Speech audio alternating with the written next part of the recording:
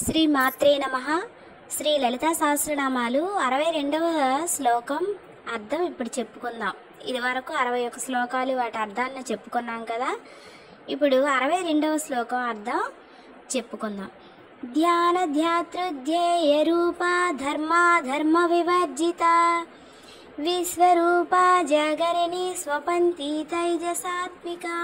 ఈ శ్లోకం యొక్క అర్థం ఏమిటంటే ధ్యాన ధ్యాతృ ధ్యేయ రూప, ధ్యానము యొక్క, ధ్యానము చేయవాడి యొక్క, ధ్యానము చేసే లక్ష్మి యొక్క మూడిటి సమన్వయ రూపము కలిగినది.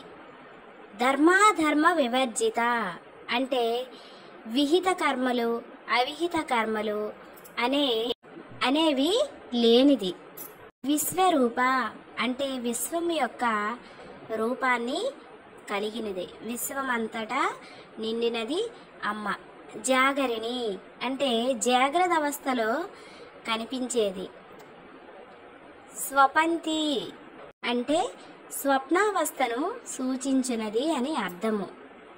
తైజసాత్మిక అంటే తేజస్సు వంటి సూక్ష్మ స్వప్నావస్థకు అధిష్టాన దేవత అని అర్థము. ఈ విధముగా 62వ శ్లోకంలో అమ్మ యొక్క వర్ణించడం జరిగింది. అయితే మీ అందరూ కూడా ప్రతిరోజు లలితా సహస్రనామాలు చదువుతున్నారా?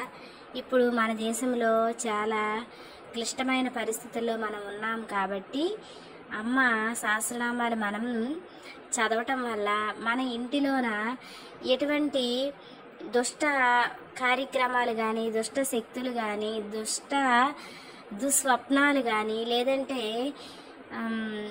చెడు ఏమీ జరగకుండా అమ్మ కాపాడుతుంది. అలాగే మనమందరం కూడా అలా చదువుతూ ఉంటే మన దేశంలో కూడా ఎటువంటి చెడు జరగకుండా మనకందరికీ కూడా లోక సమస్త సుఖినో భవంతు, అందరూ బాగుండాలి, అందులో మనం ఉండాలి అనే స్లోగన్తో, అనే మోటోతో మనమందరం కూడా లలితా సహస్రనామాలను ప్రతిరోజు చదవటం వల్ల మనకి చాలా మంచి ఫలితాలు కలుగుతాయి. మనకి ఎటువంటి చెడు జరగదు.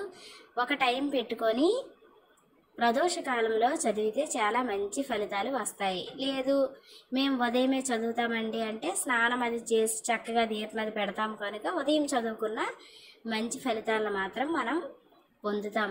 ఇది మాత్రం సత్యం సత్యం సత్యం, మాటికి ఇది సత్యం.